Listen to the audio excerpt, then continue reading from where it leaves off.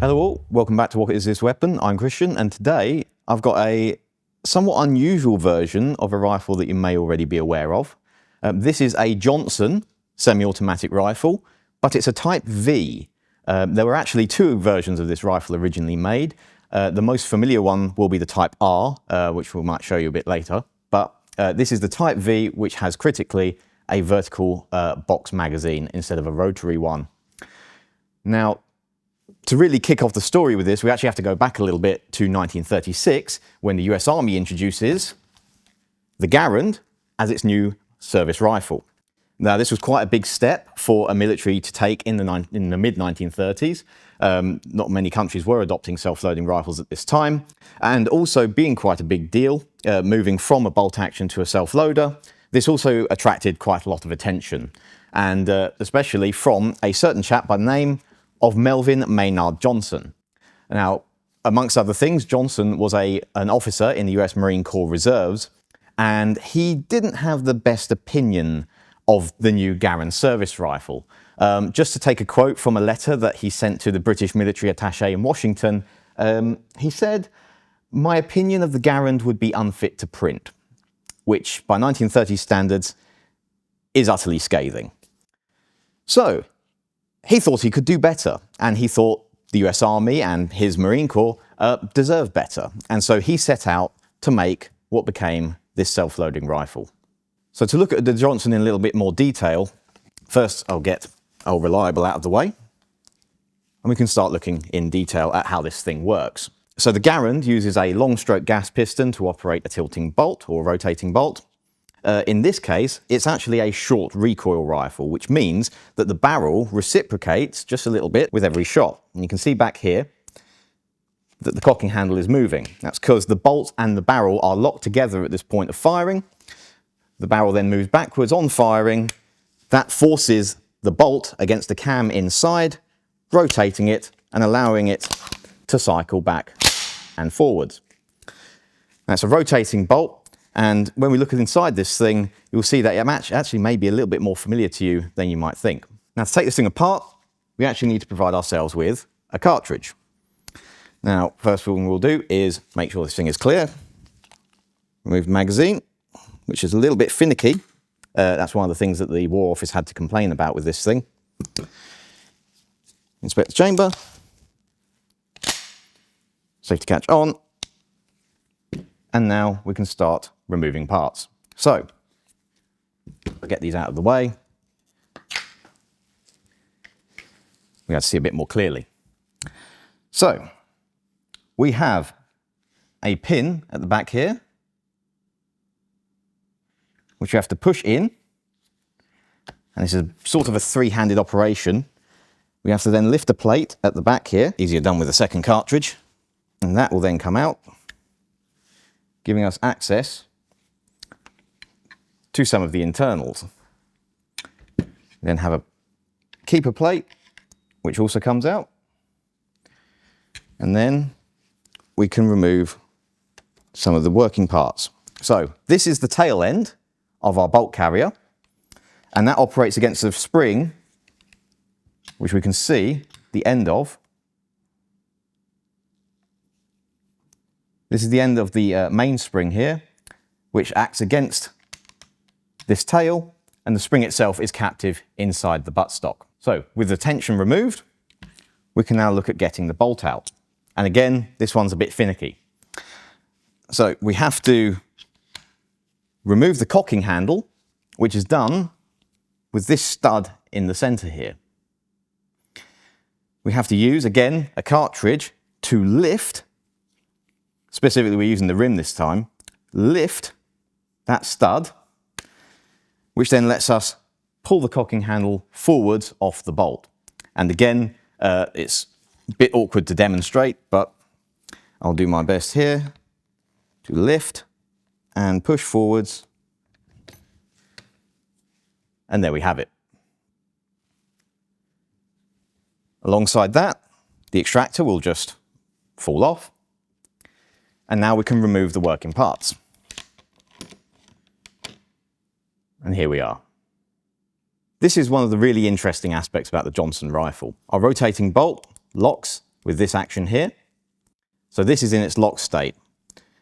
As the barrel moves backwards on firing, it then forces these surfaces to move into alignment when they can then move backwards, move forwards, reciprocating and working the action. But also critically with this is the bolt head itself. This may look familiar to some of you who are interested in, for example, the M16. This is effectively where that came from. Melvin Johnson, after the Second World War, ended up working for the armour-like company where he would meet and work alongside Eugene Stoner, who of course invented the AR-10, which was then developed later on into the AR-15. So it's no surprise where he got the idea for this bolt from. Right, now I'm going to put this back together again and we'll look again at the story. So now we've seen the inner workings of this thing, let's just quickly hop back to the story. So Johnson invented this, as I said, in 1936 in response to the Garand, which he was not happy with. And then he began a process of trying to, amongst other people, lobbying US Congress to try and introduce this as an alternative rifle to the Garand. He was hoping they might call it the M2. But he was also looking elsewhere, and actually already by 1937, the British War Office are actually expressing some level of interest in this thing. Now, the War Office have been looking through the interwar period at various self-loading rifles. We have videos already on the Pedersen and the Bang from the early 1930s trials, if you're interested in those. So this isn't new thinking to the War Office, but there was already at this point a decision made. So in 1937, it was stated that, and I quote, "At the moment, we are committed to a policy of light machine gun saturation, so the question of introducing an automatic or self-loading rifle does not arise at present."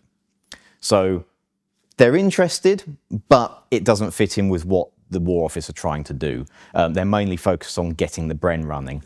Nonetheless, they're still very interested in at least looking at the thing, and so they agree to purchase one from Johnson and his company.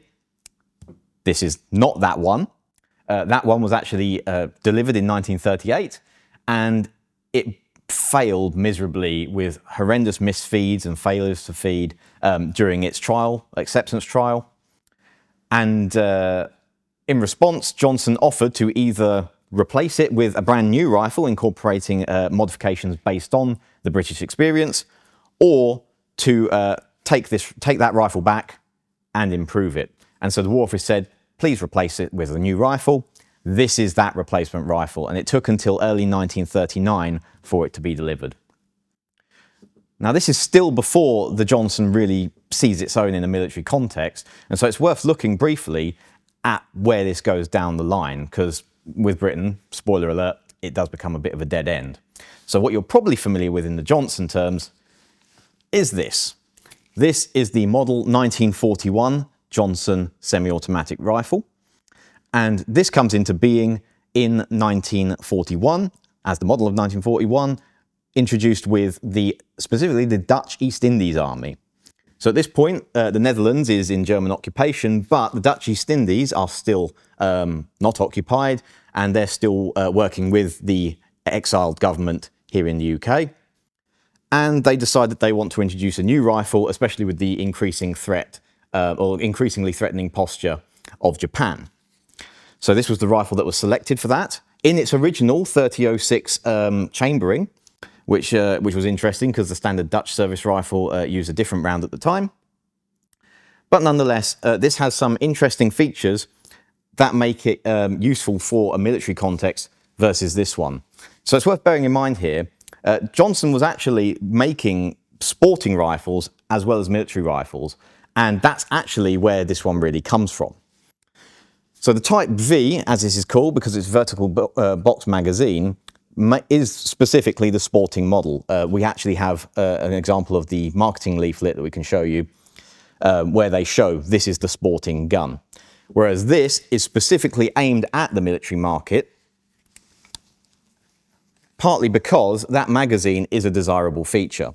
So standard detachable box mag, rotary mag, which can be topped up. You can see here we have charger clip guide. This can be topped up without removing the magazine or working the bolt. So the idea would be that you would take your standard 5-round charger clip of 3006 rounds, as used with the Springfield at the time, And you can fit them there and just jam them in to top up your magazine as you're running low. And that's something that when this model comes into being, the War Office then show some interest in, but they're still nonetheless not really looking to adopt one of these as a service weapon. And so the Johnson, well, it didn't see much service with the Dutch East Indies because then in 1942, they get occupied by Japan. And so a lot of these ended up actually being taken on by the United States Marine Corps, who at this point were still yet to receive any Garand rifles because they're not part of the US Army. As a result, they had different procurement methods and supply lines. And so these were lying around and they thought they may as well make some use of them. And so it was specifically the United States Paramarines who saw some limited use of these in the Pacific theatre during the Second World War. Also, the Chilean government bought a few of these as well in their own 7mm cartridge. But otherwise, these didn't see much practical use in the end, unfortunately, for Melvin Johnson. So now with the broader story of the Johnson out of the way, let's get back again to our rifle for today. So as I said, this rifle was delivered in early 1939 and it underwent its acceptance trial where, although it passed, a couple of components were found broken and so it was asked that they be replaced free of charge. But this then feeds into another interesting story, one which you may have seen already if you've been watching our channel for a while. So we saw the gas trap Garand earlier, specifically the only one we've got here, which is the YSL, which was converted in 1940 to fully automatic fire. Turns out from a bit of extra research that actually this may be the impetus for that. So before this had actually been delivered, Melvin Johnson then visited the UK and demonstrated 5 examples of his weapons. He had 4 rifles and, critically, one of his light machine guns, because this was also made in a light machine gun version later on. The War Office were quite impressed with the idea of a fairly light rifle caliber machine gun, and so they wanted to investigate this point further, especially after in late 1939, at this point, war has broken out, and the British Expeditionary Force are over in northern France. The BEF make a demand for machine carbines, which Britain is calling submachine guns at this time.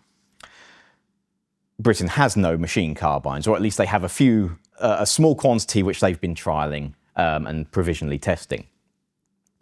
However, this then sparks the idea of looking at the conversion of self-loading rifles into fully automatic. So in early 1939, after Johnson demonstrates his 5 weapons, we then see the Ordnance Board considering the possibility of converting the ZH-29 that they already have in their inventory from the previous trials to a fully automatic weapon just by tweaking the trigger mechanism.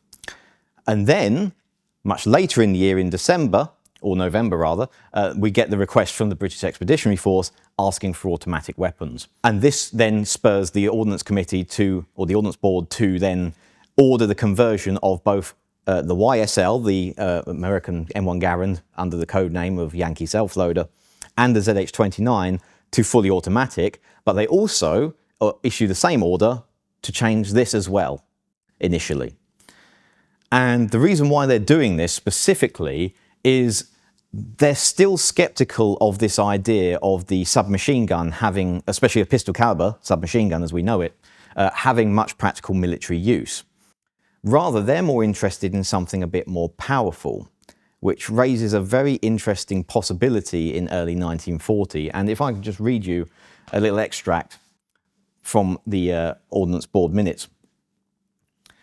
One of the directors of artillery notes that the board weren't convinced of the practicality of a 12-pound in weight is an important consideration here, light machine gun in 7.92 by 57mm caliber, but, quote, from the user's point of view, it's distinctly attractive and a better proposition than the pistol cartridge machine carbines, which raises the interesting possibility where they're looking at fully automatic weapons in rifle caliber, and they're considering it, especially in previous minutes from earlier on, for the assault. Some kind of automatic rifle for assaults in 1940. So naturally, they just then went and issued a new specification for a self-loading rifle and forgot all about it. But that raises the interesting possibility of what could have happened if someone had just thought to reduce the power of these cartridges ever so slightly and essentially come up with the idea of the assault rifle before the Germans did. However, you can see what the Ordnance Board were thinking when they decided not to take the project any further. Again, to quote you from their reports, quote, "It is not considered that any self-loader converted to fully automatic fire would be of any use to the service and would be dangerous to put in the hands of an average private soldier." They were essentially concerned that because these rifles are so relatively light, we're talking 12 pounds-ish or a little bit lower, the muzzles are climbing very harshly under the heavy recoil of full power cartridges, especially in the cases of, with this in the Garand 3006 or in the ZH29's case with 7.92 Mauser. So they decided, as I said, to not take the project any further and instead focus any potential new developments in this process to focus instead on a full power self-loading rifle. And we see some of that work coming through series such as the SLEM during the Second World War. But then that doesn't, as we know, go anywhere until after the war ended. So the reports came out in February 1940. At that point, the Johnson hadn't actually been converted to full auto yet. And so a month later, the decision was made that it should not be converted after all, and they'll just leave it. The project is a bust at this point, but they've at least tried. This then went through a slightly more formal and more extensive trial than the initial firing trial and acceptance trial. However, this also then ran into some issues, not because of the rifle itself. They thought it was relatively handy, although the position of the magazine was a little bit concerning. It was very simple, it was very easy to use. Accuracy-wise, it was very comparable to the in-service bolt-action No. 4 rifle, or the SMLE at this point, and it had the added advantage as well of having a higher rate of fire. And this shows some of the precarious natures of Britain's position in 1940, they only had 710 rounds of 3006 ammunition to feed through this to properly trial it. And so the trial had to end because they ran out. And so they made a note that they would, on receipt of more ammunition, put this back into finishing the trials process. But I've not been able to find, unfortunately, any reports of that final point. And instead, this was then evidently put into storage, and it's now found its way to us here today. So there we have it. The Johnson Type V, not a rifle that you see very often at all. Very few of these sporting configuration Johnsons left in the world these days. In fact, very few of them were made in the first place because they were made prior to the establishment of a full-on production line.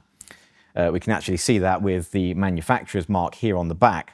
This is marked for Taft Pierce, which is a manufacturing company in Rhode Island, which was active at the time.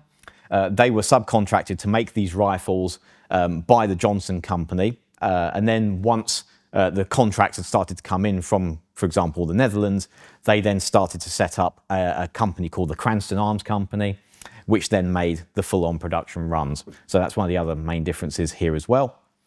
So we're very fortunate to have this. It's a very interesting piece with a great story behind it, and really gives us an insight into a very interesting what if Britain had just taken that very kernel of an idea of what could be an assault rifle and taken it a bit further. But we can speculate on what if history, till the cows come home. Thanks for watching, guys. Hope you found that somewhat interesting. Do leave a like, comment, subscribe. If you are actually aware of any of these out in collections anywhere, do please leave a comment. Very interested to know where any more of these might be floating around. Other than that, of course, we are a museum. We're open to the public, so do come visit our sites here at the Royal Armouries Museum in Leeds, also the Tower of London, and also our artillery collection down at Fort Nelson near Portsmouth. Other than that, coming up soon is our Genghis Khan temporary exhibition, so do get your tickets in for that. They are on sale now, and you can come and see some really interesting objects and learn something about that really interesting period of the Mongol Empire and that area of history. But until then, we'll catch you next week.